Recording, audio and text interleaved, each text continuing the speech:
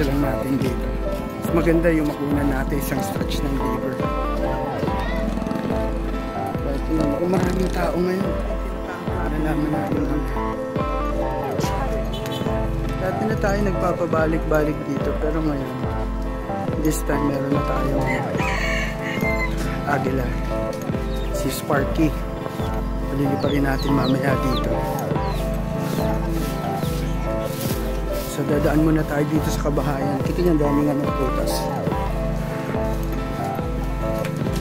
Medyo skinita dito, so doon tayo pupunta. Nadaan na dito si Sparky. Daming prutas, diba? Ayan, kita niyo yung daming prutas. Saging, dami. Bagsakan kasi rito. Kung gusto mong bumili ng mga murang gulay, meron din dito. Mga galing sa bundok, dito nagbabagsak ng mga gulay.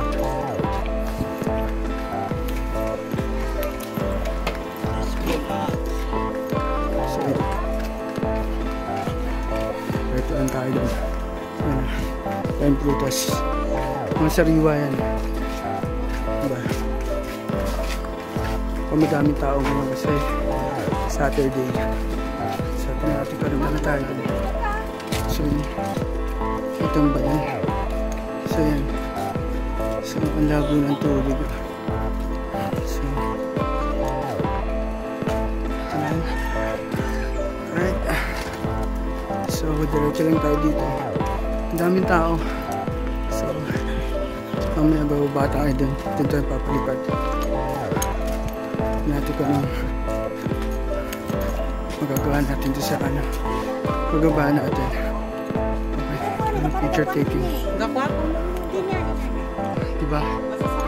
Parang gusto kong kunan ng picture yun. Yun. Again, si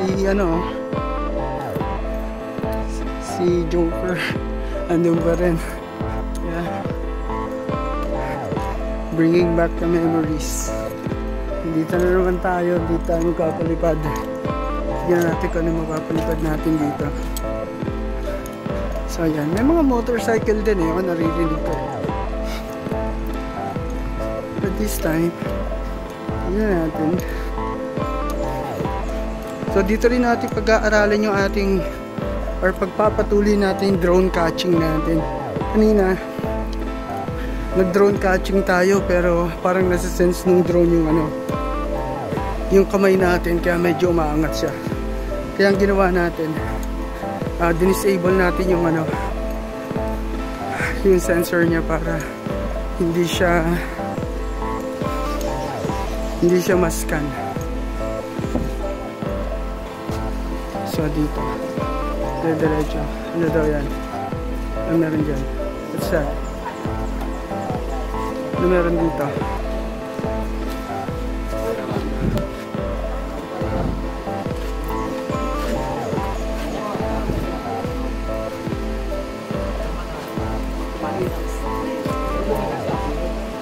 Parang magbabayad dito. Dati walang bayad. Pero ngayon may bayad na. Pero siguro dahil summer or hindi natin alam eh. May bayad na ngayon eh. Magbabayad tayo kay Kuya. 20 pesos.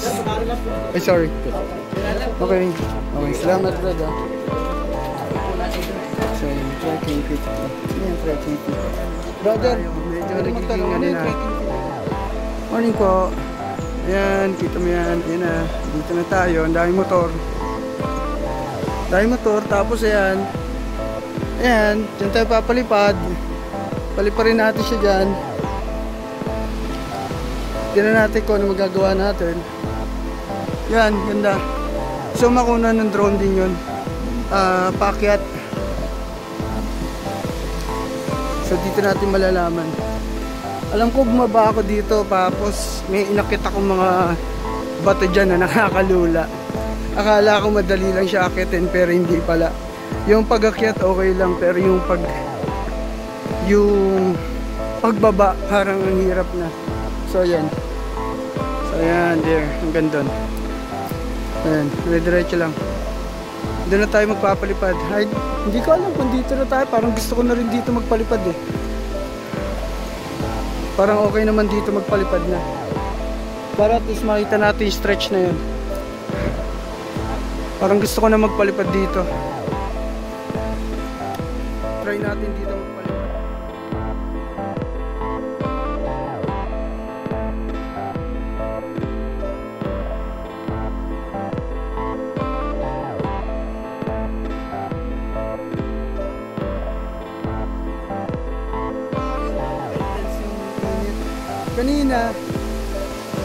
Kanina grabe.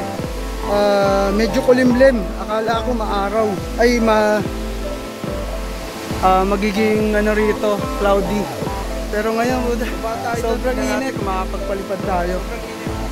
Closer look lang para makuna natin yun. Okay. So, papunta tayo doon. Punta tayo doon. Doon tayo magpapalipad.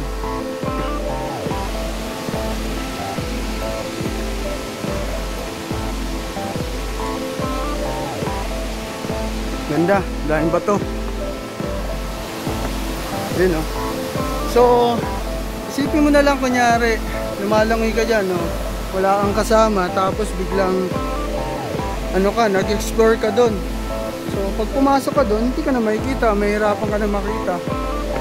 Kaya dapat, mag-iingat ka dito. Sa lugar na to. Ayan o. Nakita nyo ba? Alam ko, ito yung inakyat ko dati. Inakyat ko yan dati, pero pagdating ko sa tuktok, hirap na akong bumaba. Ayan. Ayan. Medyo tagtuyo na. Ayan, yung nakikita nyo. Ang ganda.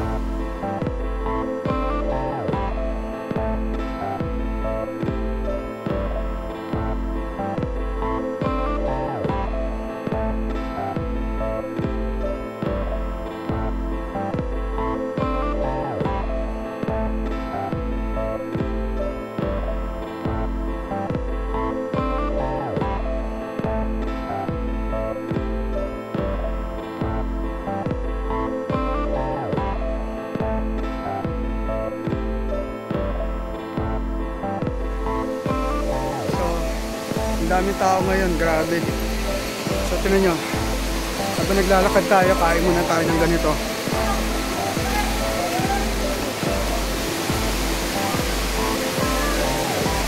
para masaya. Visit na tayo sa tunnel.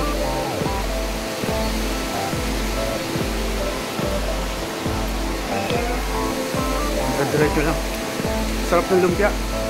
Lumpiang toge. Ito. Perfect.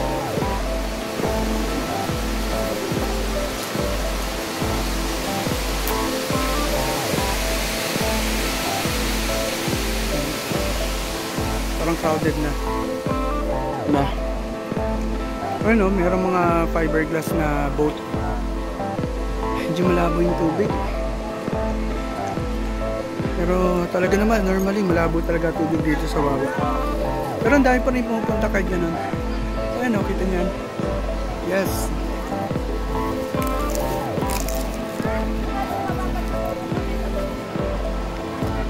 Diretso lang talaga tayo sa pagkain ng ano. Wala ko para saan yung mga bangka eh. Kung saan papunta yan eh. Pero baka kasi may mga campsite dito na pinupuntahan. Siguro papunta din yan.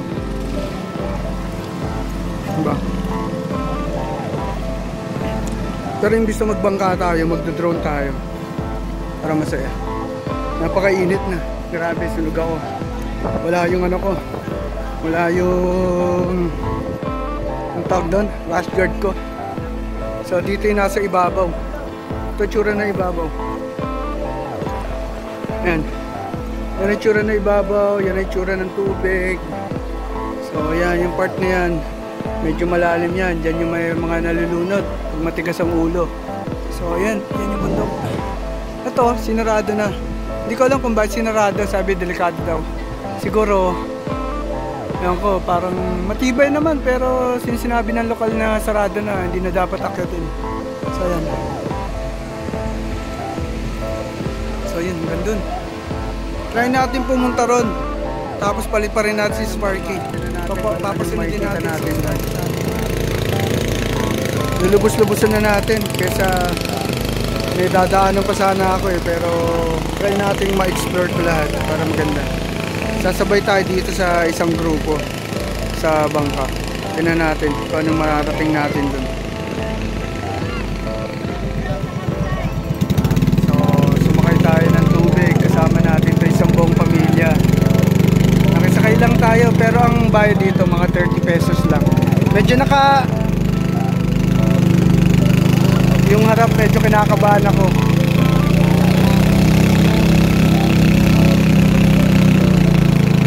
Wala pa naman akong dalang wala pa naman akong dalang tawag dito, plastic. Para yung plastic to. Okay lang, marunong ako lumangoy pero etong drone di marunong lumangoy ito. Walang plastic.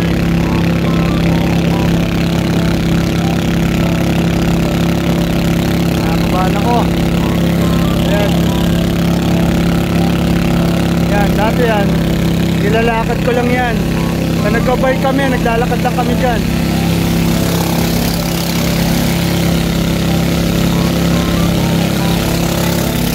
First time kung sumakay ng bangka.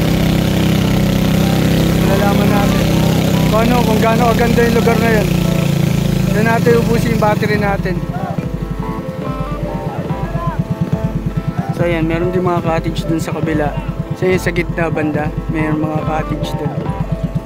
Hindi kasi ako nakasandals ako, kaya ko labanan tong tubig eh.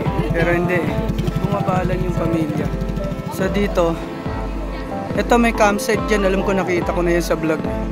Tapos ayun, balik lang tayo dun ng konti para medyo okay yung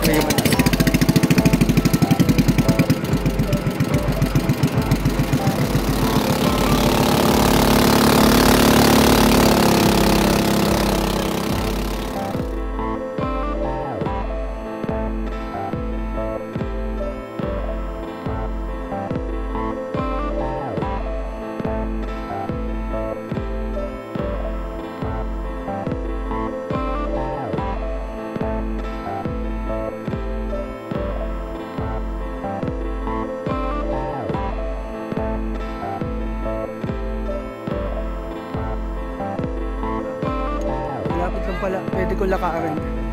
So ito natin kung may daanan dyan. Explore natin. Tapos paliparin natin yung drone namin. Active tracking natin kung pwede. Diretso lang tayo dito. Ito yan. Ito yung dalawa. Ayos. Ganda. Lakad muna tayo, hindi tayo magbabangka. Nakakatakot magbangka. Gusto dun sa arawan. Medyo sunog na ako eh. So dito ko piniling dumaan. Dito sa Mahogany. So di ko alam kung may daan dito eh. Try natin kung makakita tayo ng daan dito. Ang ganda. Sa Mahogany. Ayun, may daan.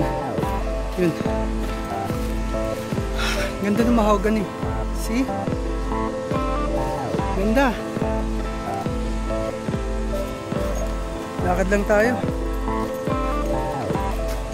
Morning po. Ayan. Lakad lang tayo. So medyo maganda rito sa lugar na to.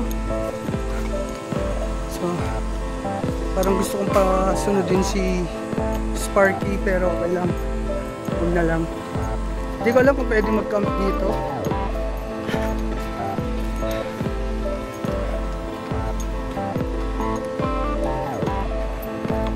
Medyo antindi na ng araw. Malupit. Trik na trik. Natin kung saan tayo makakaabot nito. Pero parang dito talaga yung daanan kasi pagda ako nag-bike. Yan yung ilog. Yan yung ilog. Ayos na.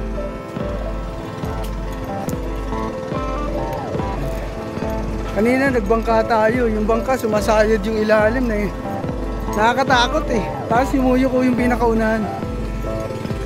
Hindi ko alam kung overcrowded siya or ano.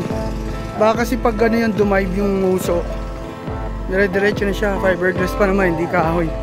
Kaya mahirap. Wala pa naman akong plastic. Pero diretso lang tayo dito. para makakarating na tayo rin sa dapat nating puntahan. Hindi ko alam kung kontento na ako rin sa video natin kanina, pero parang okay naman. Nag-record naman siya. So ayan, babaybay tayo rin sa gilid ng ano, ng ilog. Ng ilog. Morning po. So kulay blue. Ayos, ganda. Right. Pwede naman palang maglakad. Nagbangka pa tayo. Pero at least na-experience natin magbangka doon. Tapos nagkaroon tayo ng konting video ng content. Para at least malaman natin yung feeling. Ano yung feeling. So doon kanina, yung part na yon, doon sumasayad yung bangka na nakakatakot. Kasi talagang sayad siya. Parang ayaw na, hindi na kaya ng motor. Problema nun, baka biglang mabutas. Pero mukhang matibay naman kasi fiberglass siya.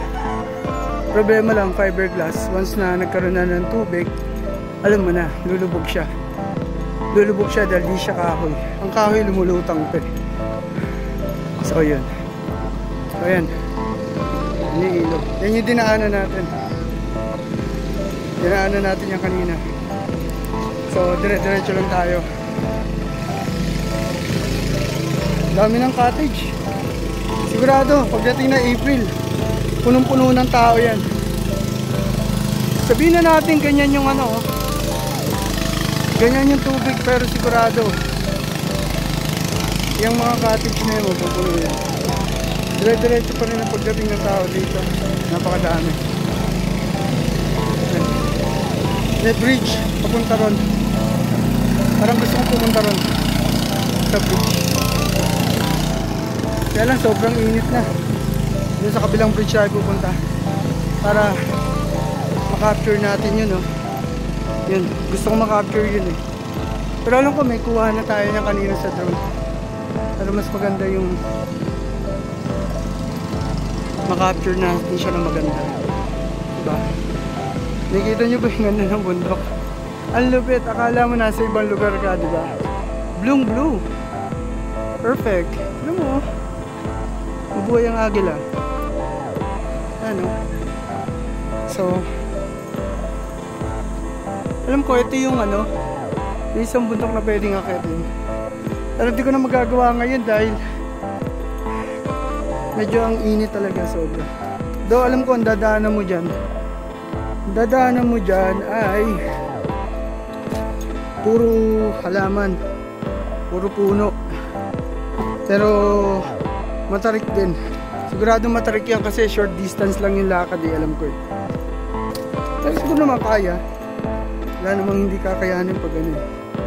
Pag dire-diretso. Kahit na slow, basta dire-diretso, okay lang yun.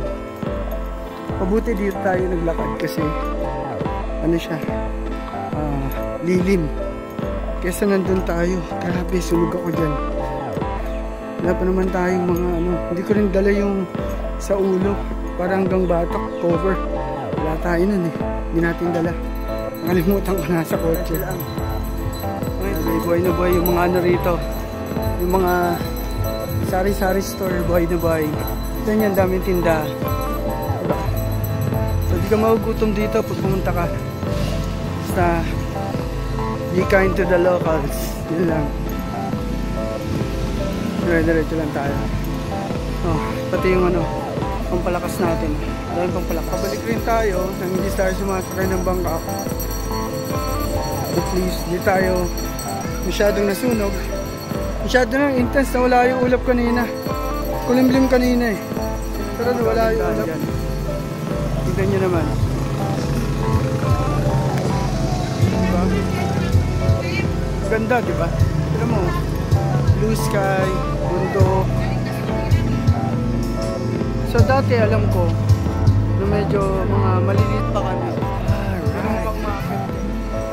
So there. Diba? Alright. Naglag pa tayo. Diba? Diba nagagandaan dyan? See? Diretso na tayo doon. Reality. Yan. So, dumana tayo sa cave. So, talagang part ng ano. Marami nag-picture dyan. Kasi sa cave niya. Pakita ko na lang sa inyo yung makikita. Talagang grabe. Ano mo? Diba? Malaman lang ka. May ulap konti. Pero yan. Yan ang tatambad sa'yo pagpunta ka rito. Diba? Yan, dire-diretso lang tayo. Pwede na ako stop over na sa pagkwentuhan dun sa ano. Sa Magtataw. So yan, dire-diretso lang tayo dito. Tao, di maubos. Parating ng parating. Pero medyo kulimlim na, wala yung araw. Sakto lang yung pag-uwi natin. Eh, diretso na tayo. Siguro yung mga cottage na empty kanina na nakikita natin, mapupuno talaga lahat yan eh.